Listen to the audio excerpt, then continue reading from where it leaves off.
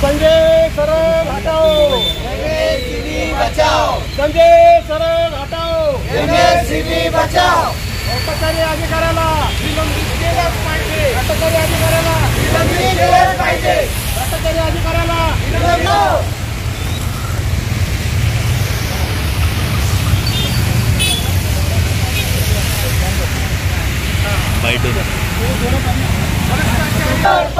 संजय सरगना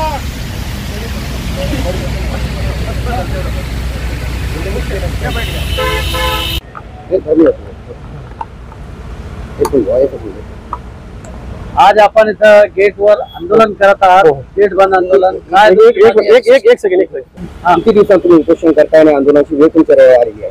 आम्ही गेल्या 8 दिवसापासून या ठिकाणी उपोषण करत आहोत.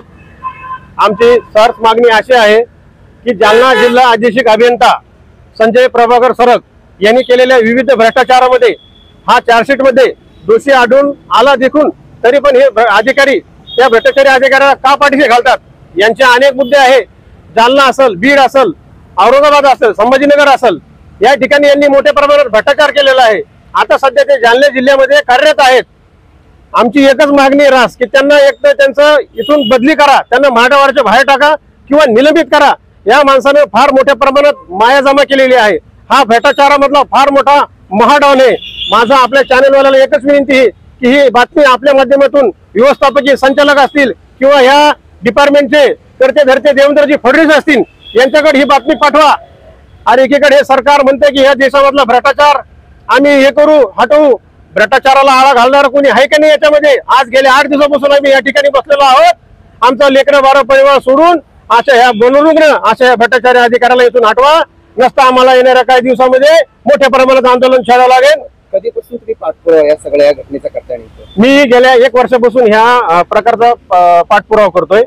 याच्यामध्ये साहेब 10 प्रकारच्या चार्जशीट आहेत त्यांच्यावर.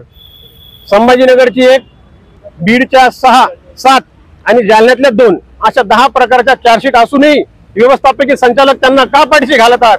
हा माझा सर्वात मोठा प्रश्न आहे.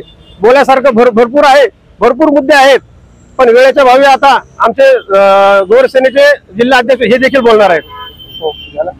हा आणि कॅमेराकडे बघा. काय सांगाल? तुम्ही वारंवार मागणी केली, निवेदन दिले, मात्र तुमच्या उपोषणाची वेळ आलेली आहे. लक्स इलेक्ट्रिकल ही एक बोगस एजन्सी आहे. सुबे अंतर्गत जे कामे वाटप करतात ते लॉटरी पद्धतीनं ड्रॉ सिस्टीम आणि ऑन कॅमेरा याद्वारे सुबे अंतर्गत कामे वाटप करतात. परंतु मागच्या काही वर्षामध्ये एक बोगस एजन्सीला या महावितरण कंपनीने म्हणजे जो बी त्या वेळेस अधीक्षक अभियंता असेल त्यांनी त्याला बोगस वर्क ऑर्डर दिलेली आहे, त्याला बोगस कामे वाटप केलेली आहे. त्यानंतर ते एजन्सी ओनर जे आहे त्याच्याकडे कुठलाही डिप्लोमा नाहीये, डिग्री नाहीये, असे 1.5 कोटीचे वर्क ऑर्डर त्याला दिलेलं आहे.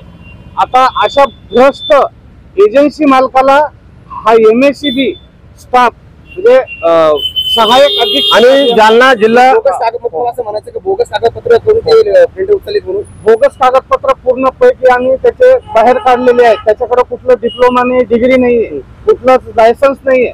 अशा भ्रष्ट एजन्सीला कोट्यावधीचे काम देऊन त्याला गजाआड करतायत. म्हणजे आम्ही पाठपुरावा करतोय, 8 दिवसापासून इथं उपोषण करतोय आम्ही.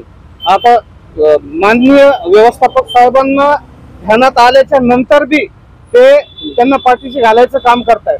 कारण की भ्रष्ट एजन्सी असतानाही त्याच्यावर गुन्हा दाखल होत नाही. कारण डिपार्टमेंट फिर्यादी बनल्याशिवाय त्याच्यावर गुन्हा दाखल होत नाही. तर पोलीस स्टेशन मध्ये आम्ही जाऊन आलो तर ते स्वतः म्हणाले की डिपार्टमेंट जोपर्यंत फिर्यादी बनत नाही तोपर्यंत आम्ही एजन्सी मालकाला अटक करू शकत नाही, त्याच्यावर फौजदारी गुन्हा दाखल करू शकत नाही. आणि जर माझं नाव श्याम राठोड, जोपर्यंत त्याला फौजदारी गुन्हा दाखल त्याच्यावर करत नाही तोपर्यंत इथून आम्ही हटणार नाही. आणि येणाऱ्या दिवसामध्ये आम्ही आत्मदहनाचा पण इशारा देणार जोपर्यंत या प्रकरणाची दखल या व्यवस्थापक साहेबांनी नाही घेतली.